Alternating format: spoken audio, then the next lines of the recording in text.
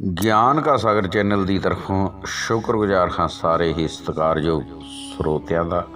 ਸੋ ਪਿਆਰਿਓ, ਕੁਝ ਲੜੀਵਾਰ ਇਤਿਹਾਸ ਸ਼ੁਰੂ ਕਰਨ ਜਾ ਰਹੇ ਹਾਂ, ਜਿਹਦੇ ਵਿੱਚ ਸਭ ਤੋਂ ਪਹਿਲਾਂ ਭਗਤ ਧਰੂ, ਜਾਣੀ ਕਿ ਜਿਨ੍ਹਾਂ ਨੂੰ ਧਰੂਮ ਭਗਤ ਵੀ ਕਿਹਾ ਜਾਂਦਾ ਹੈ, ਉਹਨਾਂ ਦੀ ਕਥਾ ਸ਼ੁਰੂ ਕਰਨ ਲੱਗੇ ਹਾਂ। ਉਹਨਾਂ ਦੀ ਕਥਾ ਦੇ ਕੁਝ ਭਾਗ ਬਣਨਗੇ। ਸੋ ਅੱਜ ਭਗਤ ਧਰੂ ਜੀ ਦਾ ਭਾਗ ਪਹਿਲਾ ਲੈ ਕੇ ਹਾਜ਼ਰ ਹੋਏ ਹਾਂ। ਸੋ ਭਗਤ ਧਰੂ ਜੀ ਕਿਹਨਾਂ ਦੇ ਬੇਟੇ ਸੀ, ਇਹ ਸਾਰੀ ਗੱਲਬਾਤ ਸ਼ੁਰੂ ਕਰਨ ਜਾ ਰਹੇ ਹਾਂ। ਇੱਕ ਰਾਜਾ ਹੋਇਆ ਜਿਨ੍ਹਾਂ ਦਾ ਨਾਮ ਉਤਾਨਪਾਦ ਰਾਜਾ ਸੀ ਅਤੇ ਇਸ ਰਾਜੇ ਦੀਆਂ ਦੋ ਰਾਣੀਆਂ ਸੀ। ਇੱਕ ਰਾਣੀ ਦਾ ਨਾਮ ਜੋ ਕਿ ਸੁਨੀਤ ਸੀ, ਦੂਸਰੀ ਰਾਣੀ ਦਾ ਨਾਂ ਸੁਰਚ ਸੀ। ਇਹ ਦੋਨੋਂ ਰਾਣੀਆਂ ਜੋ ਕਿ ਇਹਨਾਂ ਦਾ ਜੋ ਕਿ ਸੁਨੀਤ ਰਾਣੀ ਦਾ ਜੋ ਬੇਟਾ ਸੀ, ਉਸ ਦਾ ਨਾਮ ਧਰੂ ਸੀ ਅਤੇ ਜੋ ਦੂਸਰੀ ਰਾਣੀ ਸੁਰੋਚ ਦਾ ਬੇਟਾ ਸੀ, ਉਸ ਦਾ ਨਾਮ ਉੱਤਮ ਸੀ। ਇਹ ਦੋਨੋਂ ਬੇਟੇ ਸੀ। ਔਰ ਜੋ ਕਿ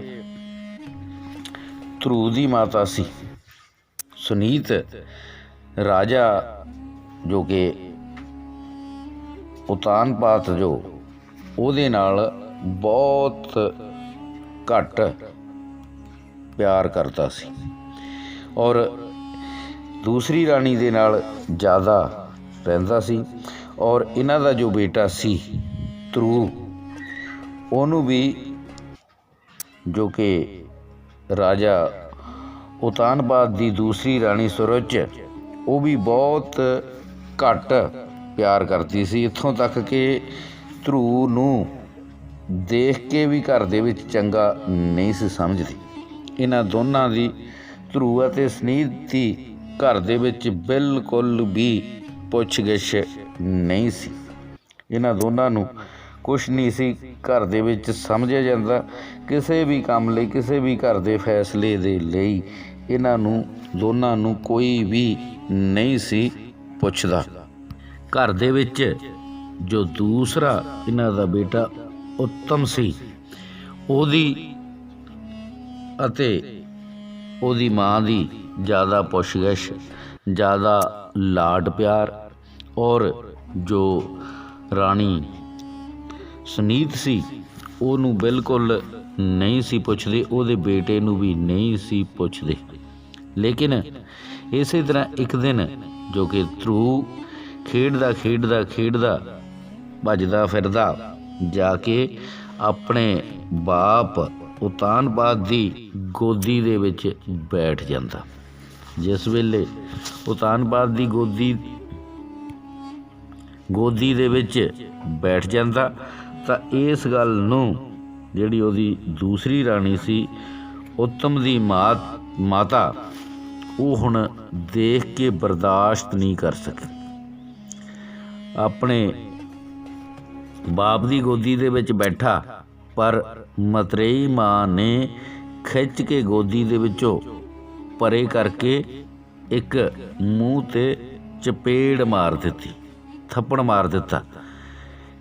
ਜਿਸ ਵੇਲੇ ਥੱਪੜ ਮਾਰਿਆ, ਵੱਧ ਘੱਟ ਬੋਲੀ ਕਿ ਤੇਰਾ ਕੋਈ ਮਤਲਬ ਨਹੀਂ, ਤੂੰ ਇੱਥੇ ਆ ਕੇ ਇਹਦੇ ਕੋਲ ਕਿਉਂ ਬੈਠਦਾ, ਇਹਦਾ ਬਾਪ ਉੱਤਮ ਦਾ ਬਾਪ ਹੈ ਇਹ।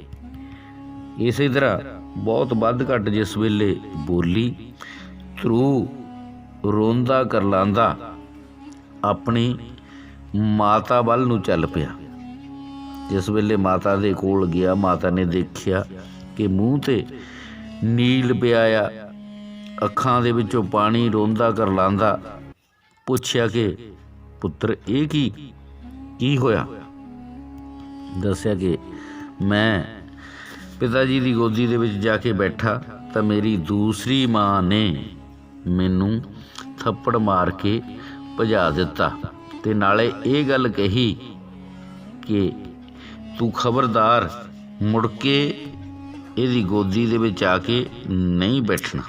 ਪੁੱਤਰ, ਤੇਰੇ ਪਿਤਾ ਜੀ ਨੇ ਕੁਛ ਨਹੀਂ ਕਿਹਾ? ਹਾਂ ਮਾਤਾ ਜੀ, ਉਹਨੇ ਵੀ ਕੁਛ ਨਹੀਂ ਕਿਹਾ। ਉਦਾਨ ਪਾਤ ਨੇ ਵੀ ਕੁਛ ਨਹੀਂ ਕਿਹਾ, ਲੇਕਿਨ ਨਾ ਮੈਨੂੰ ਕੁਛ ਕਿਹਾ, ਨਾ ਮੇਰੀ ਦੂਸਰੀ ਮਾਤਾ ਨੂੰ ਕੁਛ ਕਿਹਾ। ਧਰੂਮ ਦੀ ਮਾਤਾ ਨੇ ਕਿਹਾ ਕਿ ਪੁੱਤਰ, ਇਹ ਸਿਰਫ ਆਪਣੇ ਤੇ ਇਸ ਕਰਕੇ ਜ਼ੁਲਮ ਹੁੰਦਾ, ਇਸ ਕਰਕੇ ਅਤਿਆਚਾਰ ਹੁੰਦਾ ਕਿ ਆਪਾਂ ਨੇ ਪਿਛਲੇ ਜਨਮ ਦੇ ਵਿੱਚ ਉਸ ਮਾਲਕ ਦੀ ਬੰਦਗੀ ਨਹੀਂ ਕੀਤੀ। ਆਪਾਂ ਸ਼ਾਇਦ ਪਿਛਲੇ ਜਨਮ ਦੇ ਵਿੱਚ ਕੋਈ ਇਹੋ ਜਿਹਾ ਕਰਮ ਕਰ ਬੈਠੇ ਹਾਂ ਜਿਹਦੇ ਕਰਕੇ ਆਪਣੇ ਦੇ ਨਾਲ ਇਸ ਤਰ੍ਹਾਂ ਦਾ ਘਰ ਦੇ ਵਿੱਚ ਸਲੂਕ ਕੀਤਾ ਜਾਂਦਾ ਹੈ। ਪੁੱਤਰ, ਜੇਕਰ ਉਸ ਭਗਵਾਨ ਦੀ ਆਪਾਂ ਵੀ ਬੰਦਗੀ ਕੀਤੀ ਹੁੰਦੀ ਤਾਂ ਆਪਣੇ ਨਾਲ ਇਹੋ ਜਿਹਾ ਸਲੂਕ ਨਹੀਂ ਸੀ ਹੋਣਾ। ਇਹ ਸਾਰਾ ਪਿਛਲੇ ਜਨਮ ਕਰਕੇ ਹੀ ਆਪਣੇ ਦੇ ਨਾਲ ਹੋ ਰਿਹਾ। ਪਤਾ ਨਹੀਂ ਕਿਹੋ ਜਿਹਾ ਪਿਛਲੇ ਕਰਮ ਦੇ ਵਿੱਚ ਆਪਾਂ ਕੋਈ ਮਾੜਾ ਕਰਮ ਕਰ ਬੈਠੇ ਹੋਵਾਂਗੇ। ਲੇਕਿਨ ਪੁੱਤਰ, ਹੁਣ ਤਾਂ ਇੱਕੋ ਹੀ ਗੱਲ ਇਹੀ ਆ ਕਿ ਜੇਕਰ ਕੁਝ ਪ੍ਰਾਪਤ ਕਰਨਾ ਤਾਂ ਉਸ ਭਗਵਾਨ, ਉਸ ਪਰਮਾਤਮਾ ਦਾ ਜਾਪ ਕੀਤਾ ਜਾਵੇ, ਉਹਦੀ ਬੰਦਗੀ ਕੀਤੀ ਜਾਵੇ, ਉਹਦਾ ਸਿਮਰਨ ਕੀਤਾ ਜਾਵੇ, ਤਦ ਹੀ ਕਿਸੇ ਟਿਕਾਣੇ 'ਤੇ ਪਹੁੰਚ ਸਕਦੇ ਹਾਂ। ਇਹ ਸਾਰੀਆਂ ਇਸ ਤਰ੍ਹਾਂ ਦੀਆਂ ਗੱਲਾਂ ਧਰੂਮ ਦੇ ਮਾਤਾ ਜੀ ਉਹਨੂੰ ਹੁਣ ਧਰੂਮ ਨੂੰ ਸਮਝਾਉਂਦੇ ਨੇ। ਮਾਤਾ ਦੀਆਂ ਇਹੋ ਜਿਹੀਆਂ ਗੱਲਾਂ ਸੁਣ ਕੇ ਹੁਣ ਧਰੂਮ ਜੀ, ਜੋ ਕਿ ਆਪਣੇ ਘਰ ਦਾ ਤਿਆਗ ਕਰ ਦਿੰਦੇ ਨੇ। ਜਿਸ ਵੇਲੇ ਧਰੂਮ ਜੀ ਨੇ ਇਹ ਆਪਣੇ ਘਰ ਦਾ ਤਿਆਗ ਕੀਤਾ ਤੇ ਉਸ ਵੇਲੇ ਧਰੂਮ ਜੀ ਦੀ ਉਮਰ 5 ਸਾਲ ਦੀ ਸੀ। ਘਰ ਤੋਂ ਸਾਰਾ ਕੁਝ ਛੱਡ ਕੇ 5 ਸਾਲ ਦੀ ਉਮਰ ਦੇ ਵਿੱਚ ਆਪਣੇ ਬਾਗ ਦੇ ਵਿੱਚ ਆ ਗਏ। ਜਿਸ ਵੇਲੇ ਬਾਗ ਦੇ ਵਿੱਚ ਆਏ ਤਾਂ ਉਹਨਾਂ ਦੇ ਬਾਗ ਦੇ ਵਿੱਚ ਕੁਝ ਰਿਸ਼ੀ ਪਹਿਲਾਂ ਹੀ ਪਹੁੰਚੇ ਹੋਏ ਸੀ। ਦੇਖ ਕੇ ਰਿਸ਼ੀਆਂ ਨੂੰ ਉਹਨਾਂ ਦੇ ਚਰਨਾਂ ਦੇ ਵਿੱਚ ਨਮਸਕਾਰ ਕੀਤੀ। ਨਮਸਕਾਰ ਕਰਕੇ ਬੇਨਤੀ ਕੀਤੀ ਕਿ ਮੈਨੂੰ ਇਹੋ ਜਿਹਾ ਗਿਆਨ ਦਿਓ, ਇਹੋ ਜਿਹੀ ਮੈਨੂੰ ਸਿੱਖਿਆ ਦਿਓ ਜਿਹਦੇ ਨਾਲ ਮੈਂ ਪਰਮਾਤਮਾ ਦੇ ਚਰਨਾਂ ਦੇ ਨਾਲ ਜੁੜ ਸਕਾਂ। ਉਹਨਾਂ ਨੇ ਕਿਹਾ ਕਿ ਠੀਕ ਹੈ ਪੁੱਤਰ, ਪਰ ਤੇਰੀ ਉਮਰ ਅਜੇ ਬਹੁਤ ਨਾਦਾਨ ਹੈ। ਫਿਰ ਵੀ ਕੋਈ ਗੱਲ ਨਹੀਂ, ਜੇ ਤੇਰੀ ਇਸ ਗੱਲ ਦੀ ਚਾਹਨਾ ਹੈ, ਤੇਰੀ ਇਸ ਗੱਲ ਦੀ ਤਮੰਨਾ ਹੈ, ਤਾਂ ਗੱਲ ਇਹੀ ਆ ਕਿ ਪੁੱਤਰ, ਜਿੱਥੇ ਵੀ ਤੇਰਾ ਦਿਲ ਕਰਦਾ, ਚਾਹੇ ਇਸ ਬਾਗ ਦੇ ਵਿੱਚ ਜਾਂ ਜਿੱਥੇ ਵੀ ਇਕਾਂਤ ਜਗ੍ਹਾ 'ਤੇ ਬੈਠ ਕੇ ਉਸ ਸੁਪਰੀਮ ਪਾਵਰ, ਉਸ ਮਾਲਕ ਭਗਵਾਨ ਰੱਬ ਦਾ ਸਿਮਰਨ ਕਰ, ਉਹਦੀ ਬੰਦਗੀ ਕਰ, ਔਰ ਉਹ ਤੇਰੇ 'ਤੇ ਜ਼ਰੂਰ ਕਿਰਪਾ ਕਰੇਗਾ। ਅਤੇ ਇਸੇ ਤਰ੍ਹਾਂ ਬਾਗ ਦੇ ਵਿੱਚੋਂ ਕੁਝ ਫਲ ਫੁੱਲ ਖਾ ਕੇ ਪੇਟ ਵੀ ਪਾਲਣਾ ਅਤੇ ਇਸੇ ਤਰ੍ਹਾਂ ਹੁਣ ਉਸ ਮਾਲਕ ਦੀ ਬੰਦਗੀ ਵੀ ਕਰਨੀ।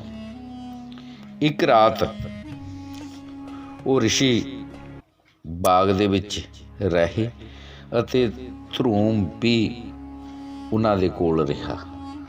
ਔਰ ਦੂਸਰੇ ਦਿਨ ਸਵੇਰੇ ਸਾਜਰੇ ਹੀ ਉਹ ਸਾਰੇ ਰਿਸ਼ੀ ਧਰੂਮ ਨੂੰ ਉਪਦੇਸ਼ ਦੇ ਕੇ ਕਿ ਪੁੱਤਰ ਠੀਕ ਆ, ਉਸ ਮਾਲਕ ਦੀ ਬੰਦਗੀ ਤੋਂ ਇਲਾਵਾ ਕੁਛ ਵੀ ਨਹੀਂ ਹੈ, ਪਰ ਜੇ ਤੂੰ ਹੁਣ ਆਪਣੇ ਘਰ ਤੋਂ ਆ ਹੀ ਗਿਆ ਤਾਂ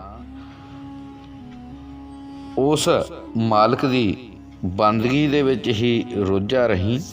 ਇੱਕ ਨਾ ਇੱਕ ਦਿਨ ਤੈਨੂੰ ਮੰਜ਼ਿਲ ਜ਼ਰੂਰ ਪ੍ਰਾਪਤ ਹੋਵੇਗੀ। ਸੋ ਸਵੇਰੇ ਸਾਜਰੇ ਉਹ ਰਿਸ਼ੀ ਉਪਦੇਸ਼ ਦੇ ਕੇ ਚਲੇ ਗਏ। ਸੋ ਪਿਆਰਿਓ, ਧਰੂ ਭਗਤ ਜੀ ਭਾਗ ਦੂਜੇ ਦੇ ਵਿੱਚ ਇੱਥੋਂ ਹੀ ਕਥਾ ਸ਼ੁਰੂ ਕੀਤੀ ਜਾਵੇਗੀ। ਸੋ ਬੜੇ ਪਿਆਰ ਦਾ, ਬੜੇ ਸਤਿਕਾਰ ਦਾ सबूत देना। ਜਿਹੜੇ ਮੇਰੇ ਸਤਿਕਾਰਯੋਗ ਵੀਰ ਇਸ ਚੈਨਲ ਤੇ ਨਵੇਂ ਆ ਉਹਨਾਂ ਨੂੰ ਬੇਨਤੀ ਕਿ ਇਸ ਚੈਨਲ ਨੂੰ ਸਬਸਕ੍ਰਾਈਬ ਕਰਨਾ, ਵੀਡੀਓ ਲਾਈਕ ਕਰਨੀ ਹੈ ਅਤੇ ਇਸ ਵੀਡੀਓ ਨੂੰ ਸ਼ੇਅਰ ਜ਼ਰੂਰ ਕਰਨਾ। ਜਲਦ ਹੀ ਧਰੂਮ ਭਗਤ ਭਾਗ ਦੂਜਾ ਲੈ ਕੇ ਹਾਜ਼ਰ ਹੋਵਾਂਗੇ। ਜਦ ਤੱਕ ਲਈ ਰੱਬ ਰਾਖਾ, ਰੱਬ ਰਾਖਾ, ਰੱਬ ਰਾਖਾ।